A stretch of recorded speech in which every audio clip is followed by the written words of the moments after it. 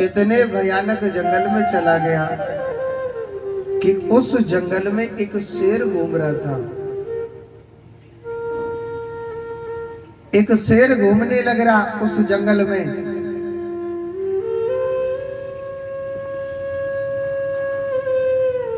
उस शेर ने प्रसेनजित पर दहाड़ मारी थी। प्रसेनजित चिल्लाने लगा, अरे भैया कोई मुझे बचाओ बचाओ। मगर इतनी देर में शेर ने प्रसेनजित को अपना भोजन बना लिया था। वहीं जामवंत भी घूम रहा। जामवंत ने देखा कि अरे एक शेर ने एक मानव को खत्म कर दिया। उसने अपने नाखूनों से उस शेर को खत्म कर दिया।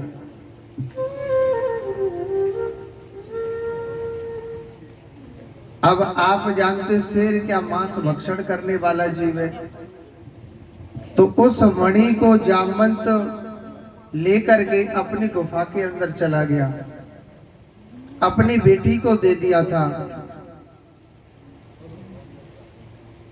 अपनी बेटी को दे दिया था। अब राजा सत्रजित भगवान का झूठा कलंक लगा रहा है। जिसे भगवान कहते हैं, जिसे परमात्मा कहते हैं, वो काहे का परमात्मा है। एक मणि के चक्कर में और मेरे भाई को मार दिया। काहे का वो भगवान है, काहे का वो परमात्मा है। भगवान का झूठा कलंक लगा रहा है। भगवान श्री कृष्ण कुछ यदुवंशियों को साथ में लेकर के जाते हैं और कहने लगे कि हे यदुवंशियों, राजा सत्रजित ने मेरा झूठा कलंक लगाया है। इस कलंक को मैं अवश्य मिटाऊंगा। भगवान कुछ यदुवंशियों को साथ में लेकर के जाते हैं।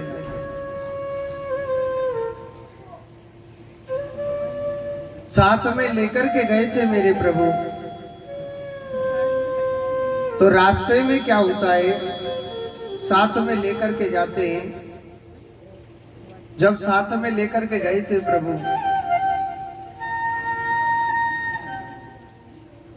जब परमात्मा साथ में लेकर के गए तो एक गुफा थी और गुफा के सामने देखा मरे हुए प्रसेनजित की हड्डियां पड़ी हुई हैं।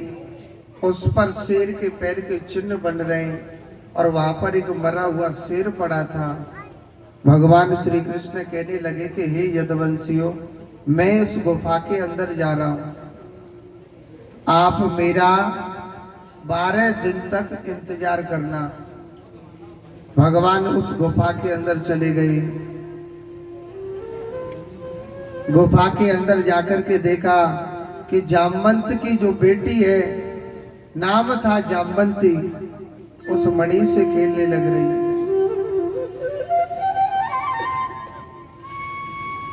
भगवान जब उसके सामने पहुंचे तो जामवंती भगवान को देख करके डर गई थी। जामवंती चिल्लाने लगी, अपने पिता को पुकारने लगी। तो जामवंत कहने लगा, कौन है जो मेरी गुफा में आया है, और जो भी इस गुफा के अंदर आया है उसको मुझसे युद्ध करना पड़ेगा। भगवान श्री कृष्ण बड़ा भयंकर जामवंत से युद्ध लड़ने लग रहे थे प्रभु। बहुत बड़ा भयंकर भगवान युद्ध लड़ रहे थे। इस युद्ध को चलते चलते 1 दिन हो गया, 2 दिन हो गया, 4 दिन हो गया। ऐसे ऐसे ये युद्ध 27 दिन तक चला था। और जो 27 नक्षत्र होते कि नहीं होते पंचांग में, पुक्ष नक्षत्र, रोहिणी नक्षत्र, भद्रा नक्षत्र, ये क्या है, भगवान ने उसी समय बनाई थी। भजन करने वाली जो माला होती है ना, उसमें 108 दाने क्यों पाए जाते हैं? 100 क्यों नहीं कर दिए, या डायरेक्ट 110 करते हैं? 8 का चक्कर क्या रहा है? भजन करने वाली जो माला होती है उसमें 108 दाने क्यों पाए जाते हैं? क्योंकि एक नक्षत्र के 4 चरण होते हैं। तो 27 चौका 108, भगवान का चाहे भजन करने वाली माला हो, चाहे गले में धारण करने वाली माला हो, या तो 27 दानों की पहननी चाहिए या 108 दाने की पहननी चाहिए। ये सबसे पवित्र बताई गई है। छोटी सी आपने देखा होगा साधु संतों पर एक छोटी सी माला होती है ना, छोटी सी भजन करते रहते। उस माला का नाम है सुमरनी, यानी उसको किसी भी समय सुमरते रहो प्रभु का नाम। वो 27 दानों की मिलेगी, और या फिर माला मिलेगी तो 108 दाने की मिलेगी, क्योंकि एक नक्षत्र के 4 चरण होते हैं। भगवान ने उसी समय बताया कि 108 दानों की माला सबसे पवित्र बताई गई है। इसीलिए भगवान ने 27 दिन तक जामवंत से भगवान ने बड़ा भयंकर युद्ध किया, और 27वें दिन जामवंत को भगवान ने इतनी जोर से पीटा, बहुत जोर से पीटा था।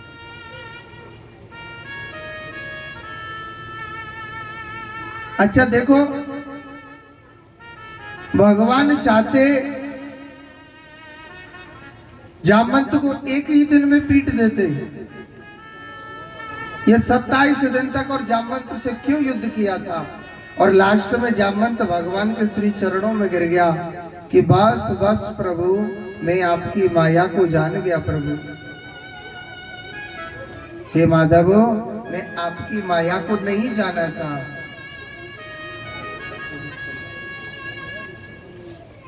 रामा अवतार में जब भगवान ने रावण से युद्ध किया था, मेरे प्रभु ने रामा अवतार में भगवान ने जब जामवंत से युद्ध किया था, जब भगवान ने जामवंत से युद्ध किया, रामा अवतार में रावण से युद्ध किया था मेरे प्रभु ने, तो जामवंत अपनी भुजाओं को खुजाने लग रहा था। भगवान राम कहने लगे कि हम इतना बड़ा भयंकर युद्ध करके जा रहे हैं, हे जामवंत, आप अपनी भुजाओं को क्यों खुजाने लग रहे हैं। तो जामवंत भगवान राम से कहने लगा, प्रभु युद्ध, अरे मैं तो राम और रावण के युद्ध को ये समझ रहा था कि बच्चों बच्चों का खेल हो रहा है क्या। महाराज, रावण की पूरी सेना में तो कोई ऐसा वीर नहीं मिला मुझे जिससे मैं बड़ा भयंकर युद्ध कर सकूं। मैं तो महाराज ये सोच रहा था कि राम और रावण का युद्ध बच्चे बच्चों का खेल हो रहा है क्या। महाराज, रावण की पूरी सेना में तो कोई ऐसा वीर ही नहीं मिला मुझे जो मैं उससे जी भर के युद्ध कर सकूं। भगवान कह रहे, ठीक है, आप चिंता न करें, आप इस युद्ध को बच्चों का युद्ध कहते हो। जामवंत कहने लगा, रे महाराज, अब मेरी तो भुजाओं में खुजली चल रही है महाराज। हे स्वामी, आप ही मुझसे दो हाथ कर लो ना। तो भगवान राम कहने लगे, हे जामवंत, अभी हम मर्यादा में, इस समय हम आपसे युद्ध नहीं कर सकते। आपकी युद्ध करने की चॉइस है ना, अगले अवतार में मैं आपकी चॉइस को जरूर पूरी करूंगा। तो इसी कारण भगवान श्री कृष्ण ने जामवंत से युद्ध किया था और उस युद्ध में हराया था भगवान ने। भगवान कहने लगे कि हे जामवंत, आप माया को जान गए तो इस मणि को मेरे लिए दे दो, क्योंकि ये मणि राजा सत्रजित की है और सत्रजित मेरा झूठा कलंक लगा रहा है। तो जामवंत कहने लगा कि हे माधव, हे केशव, आप इस मणि को तो ले जाओ, मगर इस मणि के साथ साथ प्रभु, मेरे पास एक मणि और है, और वो है महाराज मेरी बेटी। आपसे बहुत प्रेम करती है केशव, आप मेरी बेटी को पत्नी के रूप में स्वीकार करके हे माधव लेकर के चले जाओ। तो दूसरा विवाह भगवान का जामवंत की जो बेटी है जामवंती, उसके साथ में हुआ था। भगवान राजा सत्राजित को सुमणि को वापस देने गए थे, तो राजा सत्राजित बड़ा लज्जित हो रहा था कि मैंने भगवान का झूठा कलंक लगाया, मैंने परमात्मा का झूठा कलंक लगाया। कहते हैं कि दुनिया रूठे तो रूठ जाए, संसार रूठे तो रूठ जाए, मगर कभी भगवान नहीं रूठना चाहिए। और जिससे जब परमात्मा रूठ गया ना, जीवन में उससे कहीं सुख नहीं मिलेगा। जीवन में उसे कहीं सुख नहीं मिलेगा जिससे एक बार भगवान रूठ गया। राजा सत्रजित बड़ा दुखी हो गया और भगवान से बार बार स्तुति करने लगा, हे कान्हा, हे केशव, हे माधव, मैंने आपका झूठा कलंक लगाया, हे प्रभु आप मुझे क्षमा करें प्रभु, मैंने आपका झूठा कलंक लगाया था प्रभु। हे नारायण, हे त्रिलोकपति, मुझे क्षमा करें प्रभु। और महाराज, मेरी एक बेटी है, वो आपसे बड़ा प्रेम करती है, नाम है क्या? सत्यभामा। ये धरती का अवतार है सत्यभामा,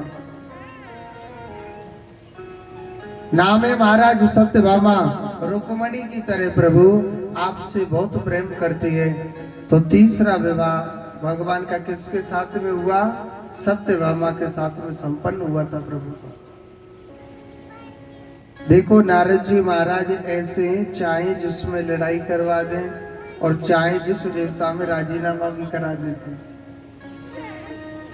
अब मन में विचार आया नारद जी के, भाई हमने कबू कन्हैया के घर में लड़ाई ना करवाई, करवानी चाहिए कि नहीं करवानी चाहिए? अब नारद जी सीधे चल दिए। अब देखो लड़ाई कैसे बजवा रहे हैं, ध्यान से सुनना। नारद जी महाराज एक कल्प वृक्ष का फूल भगवान श्री कृष्ण के लिए लेकर के गए। कल्प वृक्ष का फूल भगवान श्री कृष्ण के लिए लेकर के गए और भगवान ने क्या किया? उस कल्प वृक्ष के फूल को स्वीकार किया और माता रुक्मणी के हाथ में दे दिया। नारद जी सीधे गए थे माता सत्यभामा के पास, कहने लगे नारद जी, माता क्या भगवान आपसे प्रेम नहीं करते? सत्यभामा कहने लगी, नहीं प्रभु, प्रेम तो करते मेरे पति। नहीं नहीं माता, मैं तो ना ऐसे पूछने लग रहा था, क्यों कोई बात? नहीं नहीं मैया, बात तो कोई नहीं है। बात ये थी माता कि मैं आपके लिए कल्प वृक्ष का फूल लेकर के आया, तो भगवान ने मेरे हाथों से उस फूल को लेकर के माता रुक्मणी के हाथ में दे दिया। तो माता मुझे ऐसा लगता है कि शायद भगवान आपसे प्रेम नहीं करते, पर चलो कोई बात नहीं, राधे राधे हम चलते हैं। अब मन में तो भ्रम आएगा कि नहीं आएगा? कहते हैं कि 3 शादी करी तो तीनों को बराबर बराबर सामान मिलना चाहिए। अगर एक को आरो और 2 को नहीं आरो तो कुछ ना कुछ गड़बड़ी है कि नहीं? रात सत्यभामाएं वो बड़ी चिंता में पड़ गई। नारद जी जो कल्प वृक्ष का फूल लाए तो वो मेरे लिए क्यों नहीं दिया था? मगर सत्यभामा ने कुछ नहीं कहा, वो उदास रहने लग गई। वह उदास रहने लग गई। अब सत्यभामा जब उदास रहने लग गई थी तो श्री सुखदेव जी महाराज कहते हैं, राजन भगवान श्री कृष्ण सोचने लगे, भाई आजकल हमसे सत्यभामा कुछ उदास रहती है, क्या बात है, पूछनी चाहिए। सत्यभामा से कहने लगे भगवान के, हे सत्यभामा क्या बात है, आजकल आप हमसे हंस करके बातें नहीं करते हो। सत्यभामा कहने लगी नहीं प्रभु कुछ बात नहीं है। भगवान जिद पड़ गए थे, नहीं सत्यभामा आप मुझे बताओ तो सही क्या बात है। तो सत्यभामा कहने लगी प्रभु आप हमसे प्रेम नहीं करते हो। भगवान कहने लगे कौन कहता है प्रेम नहीं करता? नहीं महाराज आप करते ही नहीं है, क्योंकि जो कल्प वृक्ष का फूल आपने रुक्मणी के लिए दिया था वो मेरे लिए क्यों नहीं दिया? क्योंकि रुक्मणी घराने घर की बेटी है, इसलिए आपने मेरे लिए फूल नहीं दिया। भगवान कहने लगे हे सत्यभामा आप पागल तो नहीं हो गए? अरे बापू फूल ही तो दियो है। तू के तो तेरे काज पूरा पेड़ को पेड़ ले आऊंगू, मगर गुस्सा मत कर। अरे भगवान के घर में लड़ाई होगी तो संसार के घर में क्या होगा है? भगवान श्री कृष्ण कल्प वृक्ष का पेड़ लेने के लिए चल दिए थे। बलराम जी महाराज कहने लगे लाला कन्हैया अब तो दारी के तू जाकर यारो महीते एक ब्याह करके ला रहा हूं।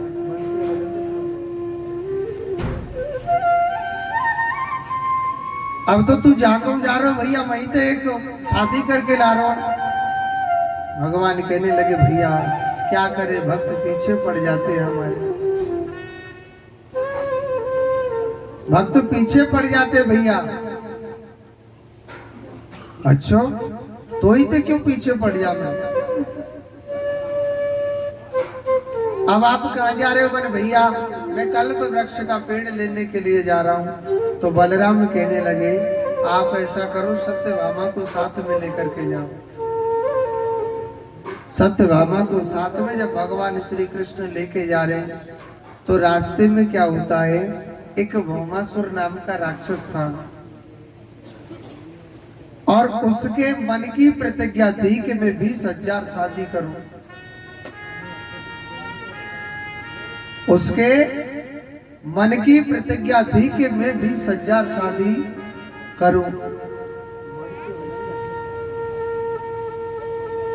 उसके मन की प्रतिज्ञा थी।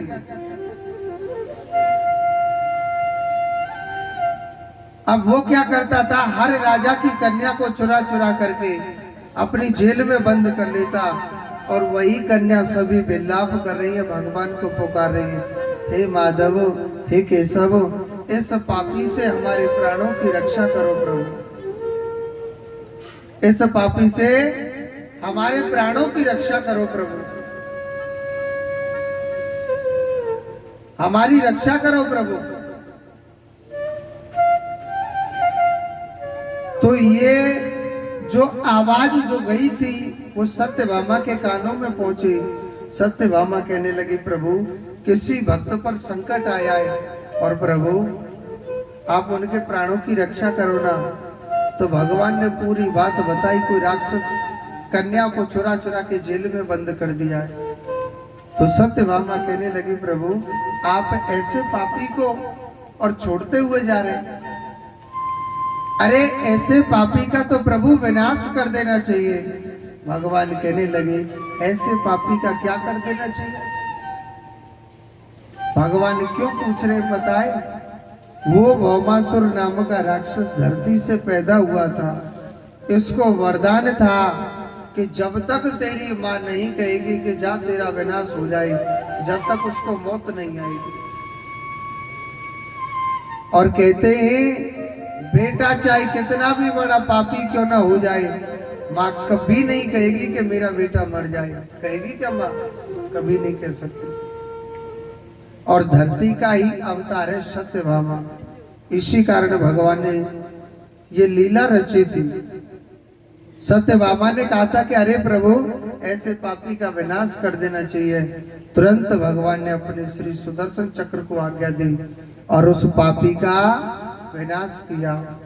उस जेल में 16,100 कन्या थी। भगवान कहने लगे कि हे कन्याओं अब मैंने आपको आजाद कर दिया, अब आप जा सकती हो।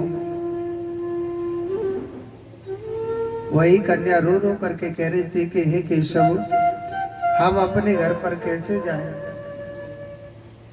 बाप के घर से बेटी एक बार जाती है, या तो उसकी डोली उठ के जाती है और या फिर उसकी अर्थी उठ के जाती है। हे माधव, ये राक्षस हमको चुरा के लाया है, हमें कौन राजा अपनाएगा? हे केशव, आप हमको अपनी पत्नी के रूप में स्वीकार करके ले चले तो ले चलो, नहीं तो महाराज हम तो इसी ही जेल में आपका भजन कर करके अपने प्राणों को त्याग दें।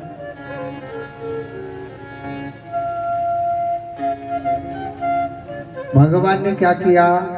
उन 16,100 कन्याओं को पत्नी के रूप में परमात्मा स्वीकार करके और घर पर आते नग्न जिति से भगवान ने विवाह किया। अगला आगे का और विवाह भगवान ने कालेंद्री से विवाह किया। ये शनि महाराज की बहन है कालेंद्री, इससे भगवान ने विवाह किया था। ऐसे ऐसे मेरे प्रभु के 16,108 मेरे प्रभु के विवाह हुए थे। आगे की भगवान लीला दिखाते हैं।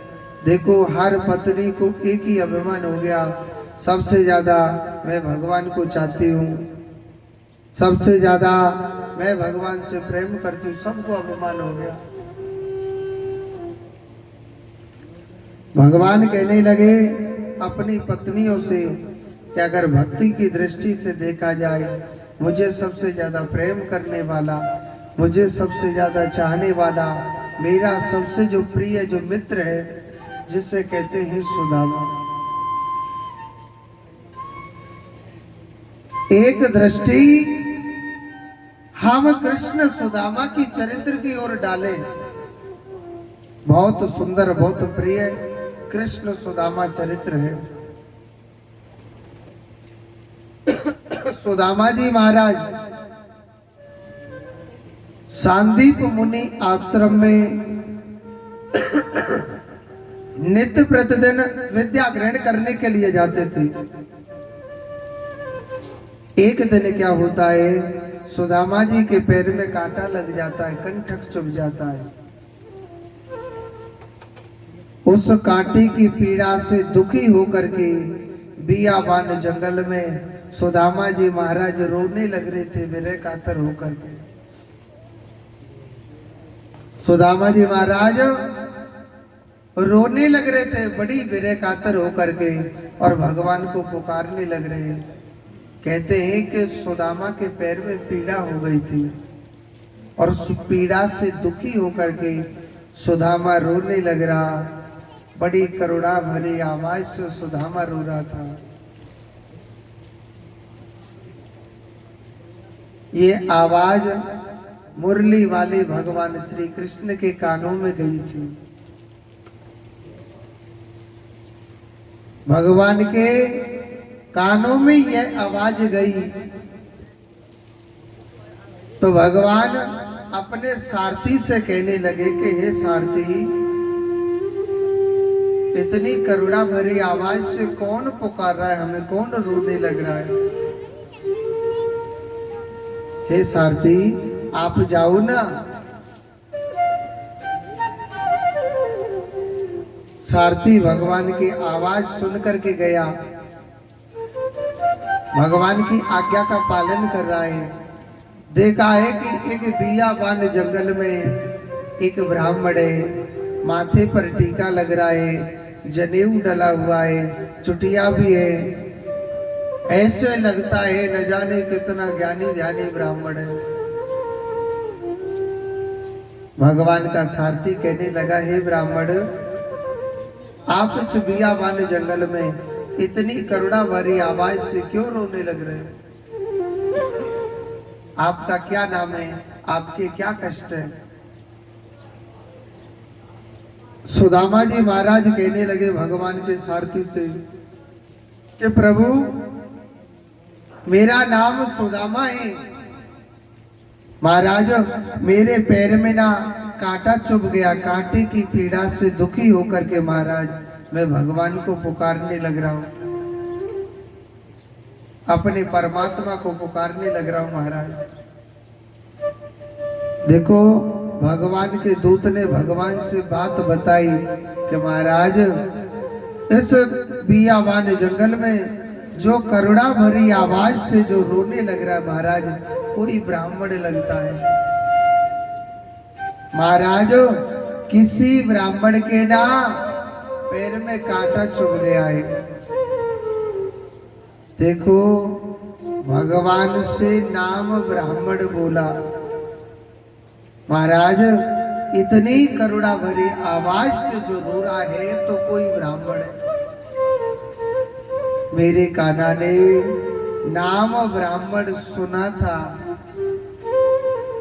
तो तुरंत भगवान रथ में से कूद पड़े थे, भगवान उतरे नहीं थे। और मैं आपको एक छोटी सी बात बताता हूं, अगर वास्तव में आप भगवान का भोग लगाना चाहते हो, अगर भगवान को खिलाना चाहते हो ना, तो आप किसी ब्राह्मण को भोजन करा देना, किसी गौ माता को भोजन करा देना, किसी संत को भोजन करा देना।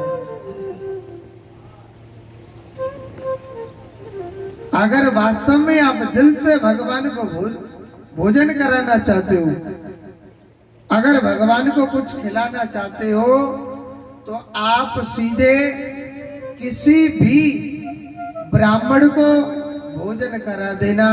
आपकी थाली डायरेक्ट भगवान के पेट में चली गई।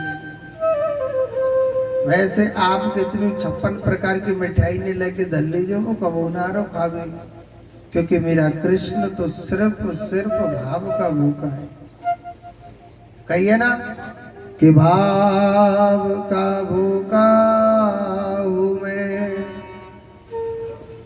भाव ही एक सार है,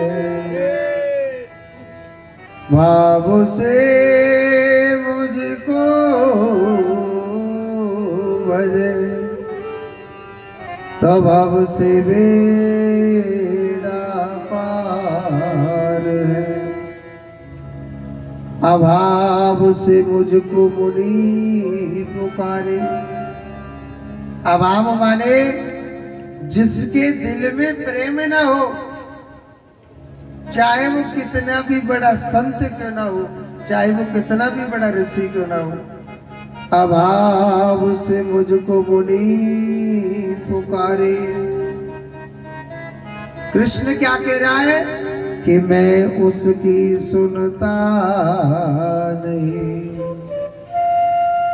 भाव से एक फूल चढ़ावे तो वो भी मुझे स्वीकार। मेरा जो कान्हा है, मेरा जो परमात्मा है, सिर्फ भाव का भूखा है मेरा परमात्मा।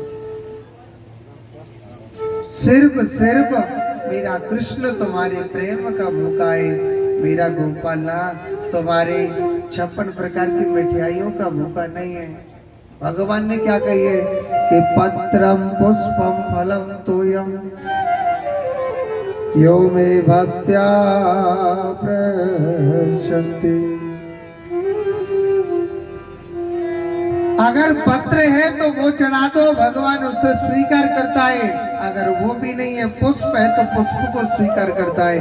अरे जब कछु ना आई ना तो हृदय से हाथ जोड़ना, हे गोपाल, हे कन्हैया, हे माधव, मैं तुमको ना हृदय से वृंदावन का पेड़ा खिला रहा, आप खाओ ना।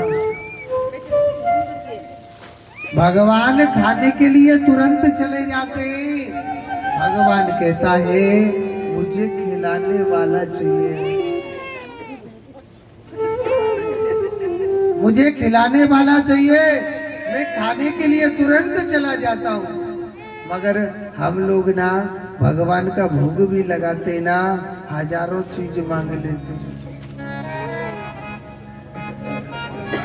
10 रुपए के मखाने चढ़ाएंगे और मुंह से क्या बोलेंगे, कान्हा तुझे ना ये काम करना पड़ेगा, लाला आपको ये काम करना पड़ेगा, मेरा बड़ा बेटा नौकरी से लगाना पड़ेगा, और मेरे घर में बिल्कुल बरकत नहीं हो रही, वो तुझे करनी पड़ेगी। आपको ये करना है, आपको वो करना है, आपको ना छोटे बेटे का ध्यान रखना है, और महाराज मेरी बीमारी ना तुझे बिल्कुल ठीक करनी पड़ेगी। एक बात सोच करके सोचो, एक बात सोच करके सोचो, हम आपके लिए एक रोटी खिलाएं और आपसे कहते हैं आपको लाडलू जाना है पैदल पैदल, फिर आपको सुजानगढ़ जाना पड़ेगा, आपको फिर ये करना है, आपको वो करना है, आपको तो मैं भोजन ही देख के पेट बढ़ जावे, काम को नाम सुन के नहीं बढ़ जावे वो के ना बढ़ जावे।